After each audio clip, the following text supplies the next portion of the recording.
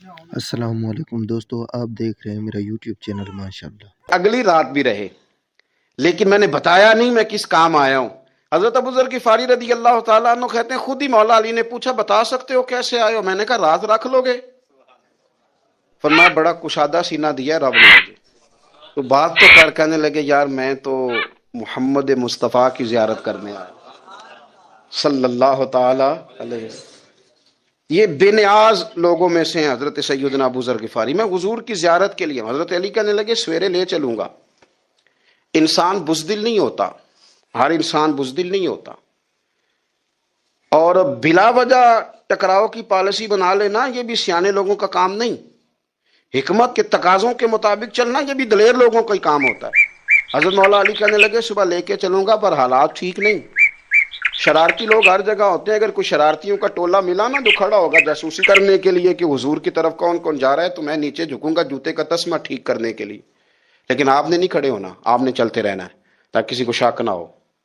کہتے ہیں اس ترتیب سے حضرت علی مجھے لے کے گئے، میں حضور کی بارگاہ میں پہنچا۔ مولا علی کہتے ہیں بڑے بڑے لوگ سوال کرتے تھے، پر یہ شروع سے سلیم الطبع تھے، مجھے کہہ لینے دینا، جنہوں نے ماننا ہوتا ہے وہ لمبے سوال کرتے ہی نہیں۔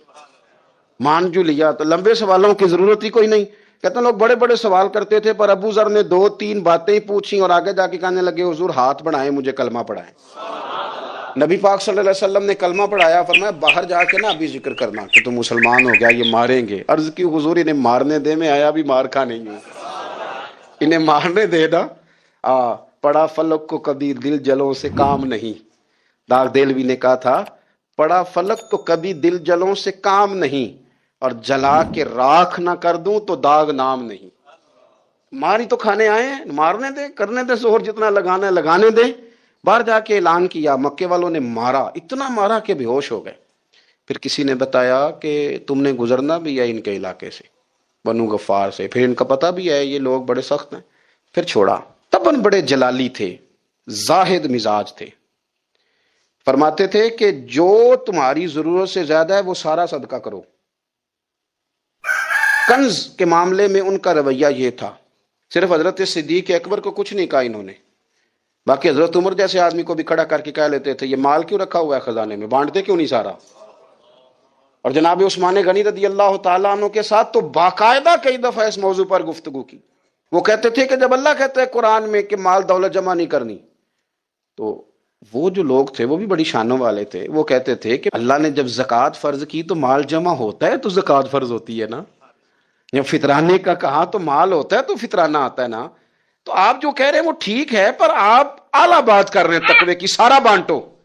تو حضرت ابو ذر غفاری کہتے تھے چلو ٹھیک ہے تمہاری بھی بات مان لیتا ہوں، پر یہ بتاؤ مدینے والے کا اپنا طریقہ کیا ہے؟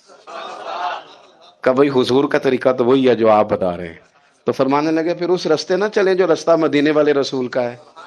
اور حضور سے، نبی پاک سے عشق کرتے بڑا کھل کے۔ یہ صحابہ صفہ میں سے تھے۔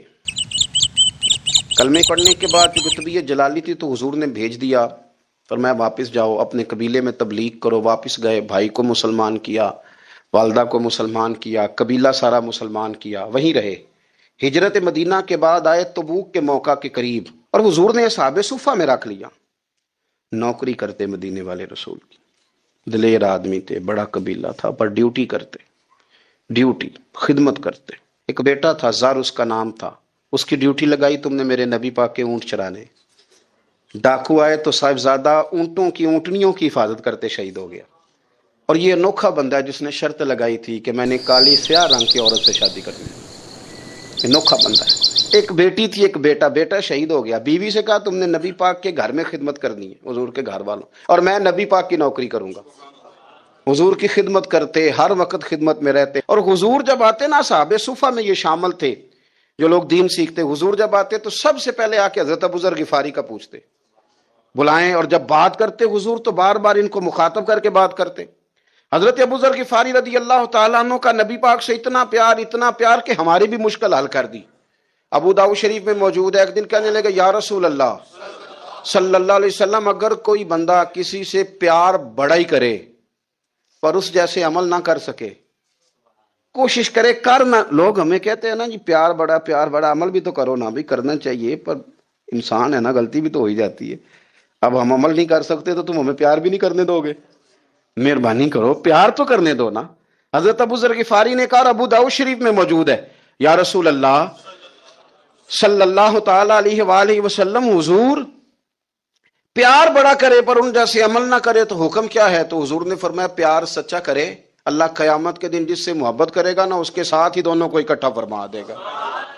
तो हज़रत अबू ज़र ने फौरन कहा, हुजूर फिर मुझे आपसे भी बड़ा प्यार है, रब से भी बड़ा प्यार है। फरमाया, फिक्र ना करना, जन्नत में इकट्ठे ही जाएंगे।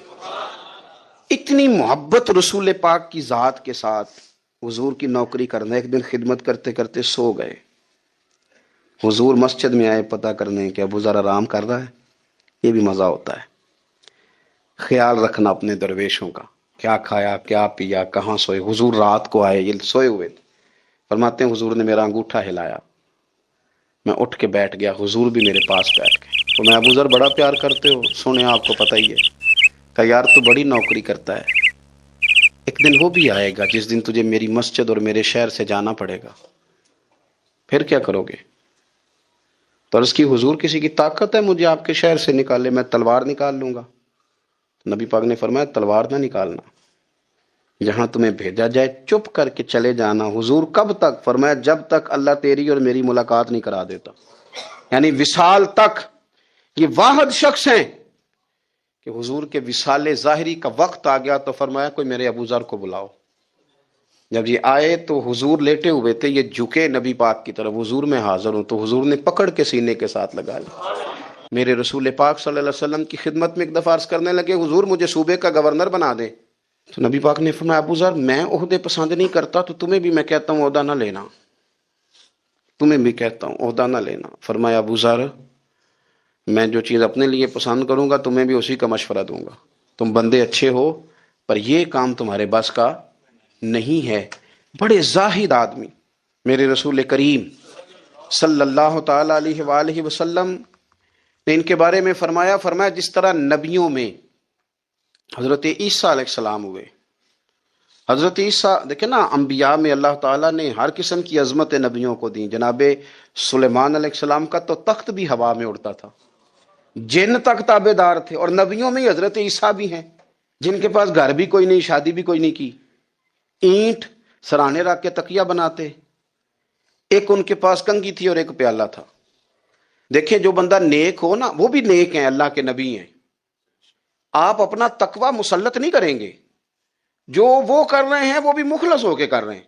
हुकूमतें जो चलानी है तो वो किसने चलानी है? अगर नेक बंदे नहीं आएंगे तो गलत लोग आएंगे, कौमों पे जुल्म करेंगे, वो भी अपनी जगह ठीक है। लेकिन ये जो कर रहे हैं, ये बात भी अपनी जगह बिल्कुल ठीक है। हम पता क्या करते हैं, हम चीजों को मुसल्लत करते हैं, एक दूसरे पर मुसल्लत नहीं करें चीजों को। आप जो कर सकते हैं, जो रास्ता आपको सही लगता है इख्तियार कर लें। यही तो हमारे दीन का हुस्न है कि सारे रास्ते बाजे करके हमें दिखाता है। हजरत ईसा अलैहिस्सलाम ने एक दिन देखा कि एक बंदा ना उंगलियों के साथ अपने बाल सीधे कर रहा है। तो आपने फरमाया, यार कंघी के बगैर भी काम चल सकता है, कंघी।